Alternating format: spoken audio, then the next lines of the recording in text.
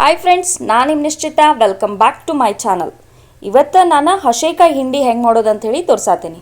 ನಾನು 2 ಚಾನಲ್ ಅದಾವು. ಒಂದು ನಿಶ್ಚಿತ MS ವ್ಲಾಗ್ ಚಾನಲ್, ಇನ್ನೊಂದು ನಿಶ್ಚಿತ MS ತಿನಿಸುಕಟ್ಟೆ ಚಾನಲ್. 2 ಚಾನಲ್ನು ಸಬ್ಸ್ಕ್ರೈಬ್ ಮಾಡ್ಕೊಂಡು ವೀಡಿಯೋಸ್ನ ನೋಡಿರಿ, ಶೇರ್ ಮಾಡಿರಿ, ಲೈಕ್ ಮಾಡಿರಿ. ಬರ್ರಿ ವಿಡಿಯೋನ ಸ್ಟಾರ್ಟ್ ಮಾಡೋಣಂತ.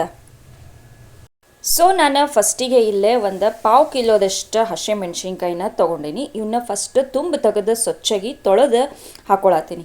ಇದನ್ನು ಫಸ್ಟ್ ಡ್ರೈ ಫ್ರೈ ಮಾಡ್ಕೊಳ್ಳೋಣಂತ, ಅಂದ್ರೆ ಮ್ಯಾಲಿನ ನೀರಿನ ಅಂಶ ಎಲ್ಲ ಹೋಗ್ತತಿ, ಮೆಣಸಿನ್ಕಾಯಿ ಚಲೋತ್ನಂಗೆ ಫ್ರೈ ಆಗ್ತಾವೆ. ನೆಕ್ಸ್ಟ್ ಇದಕ್ಕೆ ಒಂದು 2 ಚಮಚದಷ್ಟು ನಾನು ಎಣ್ಣೆ ಹಾಕೋತೀನಿ.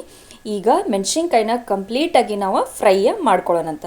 ಈ ಹಸೆಕಾಯಿ ಹಿಂಡಿ ಏನೈತಲ್ಲ ಭಾರಿ ಮಸ್ತ್ ಅಂದ್ರೆ ಮಸ್ತ್ ಆಗ್ತತಿ. ನಾ ಯೂಶ್ವಲಿ ಪಲ್ಯಕ್ಕೇನು ಹಸೆ ಖಾರ ಯೂಸ್ ಮಾಡ್ತಾನಲ್ಲ ಅದು ಇದೇ ಥರನ ನಾ ಮಾಡಿ ಇಟ್ಕೊಂಡಿರ್ತೀನಿ. ಫ್ರೆಂಡ್ಸ್, ಏನಂತಂದ್ರೆ ಇದನ್ನು ನೀವು ಬಿಸಿ ರೊಟ್ಟಿಗೆ ತುಪ್ಪ ಹಚ್ಕೊಂಡು ತಿಂದ್ರಿ ಅಂದ್ರೆ, ಇಲ್ಲ ಬಿಸಿ ರೊಟ್ಟಿ ಹಸೆಕಾಯಿ ಹಿಂಡಿ ಎಣ್ಣೆ ಹಚ್ಕೊಂಡು ತಿಂದ್ರಿ ಅಂದ್ರೆ ಭಾರಿ ಮಸ್ತ್ ಟೇಸ್ಟ್ ಅಂದ್ರೆ ಟೇಸ್ಟ್ ಕೊಡ್ತೈತೆ ನೋಡ್ರಿ. ಬರ್ರಿ ಇವನ್ನ ನಾನು ಕಂಪ್ಲೀಟಾಗಿ ಫ್ರೈ ಮಾಡಿ ನಿಮ್ಗೆ ಸಿಗ್ತೇನಂತ. ಸೊ ಮೆಣಸಿನ್ಕಾಯಿ ಫ್ರೈ ಆಗ್ಯಾವು. ಈಗ ನಾ ಗ್ಯಾಸ್ ಆಫ್ ಮಾಡ್ಕೊಂಡು ಇವನ್ನ ಸ್ವಲ್ಪ ತಣ್ಣಗೆ ಮಾಡ್ಕೋತೀನಿ, ಆಮೇಲೆ ಮಿಕ್ಸಿ ಮಾಡೋಣಂತ.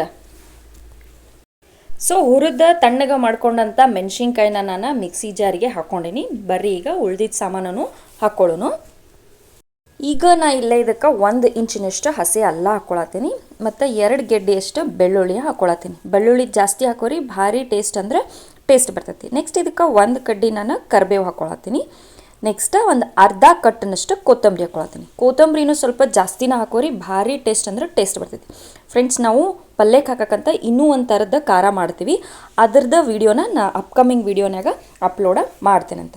ನೆಕ್ಸ್ಟ್ ನಾ ಇದಕ್ಕೆ ಟೇಸ್ಟಿಗೆ ಎಷ್ಟು ಬೇಕೋ ಅಷ್ಟು ಉಪ್ಪು ಹಾಕ್ಕೊಳಕತ್ತೀನಿ. ಉಪ್ಪು ಹಾಕ್ಕೊಂಡ್ಮೇಲೆ ಇದಕ್ಕೆ 1 ಚಮಚದಷ್ಟು ನಾನು ಜೀರಿಗೆನ ಹಾಕೋತೇನಂತ. ಫ್ರೆಂಡ್ಸ್, ನಾವು ಇದನ್ನು ಪಲ್ಯಕ್ಕೆ ಇದೇ ಥರ ಮಾಡ್ಕೊಂಡು ಒಂದು 15 ದಿನದವರೆಗೂ ಹೊರಗೆ ಇಟ್ಕೊಂಡ್ರೂ ಇದು ಒಟ್ಟ ಕೆಡಂಗಿಲ್ಲ. ಸೊ ಇದನ್ನು ಪಲ್ಯಕ್ಕೂ ಯೂಸ್ ಮಾಡ್ಬೋದು, ಅಥವಾ ನೀವು ಚಪಾತಿ, ರೊಟ್ಟಿ, ಅನ್ನಕ್ಕೆ ಸೈಡಿಗೆ ನೆಂಚ್ಕೊಳಕ್ಕೂ ಯೂಸ್ ಮಾಡ್ಬೋದು. ಬರ್ರಿ ಈಗ ಇದನ್ನು ನಾನು ಮಿಕ್ಸಿ ಮಾಡ್ಕೊಂಡು ಬರ್ತೇನಂತ. ಸೊ ನೋಡಿರಿ, ನಾನೆಲ್ಲ ಮಿಕ್ಸಿ ಮಾಡ್ಕೊಂಡಿನಿ. ಇದನ್ನು ಫೈನ್ ಪೇಸ್ಟಾಗಿ ಮಾಡಬಾರ್ದು, ತರಿಯಾಗೇನೆ ಇರಬೇಕು.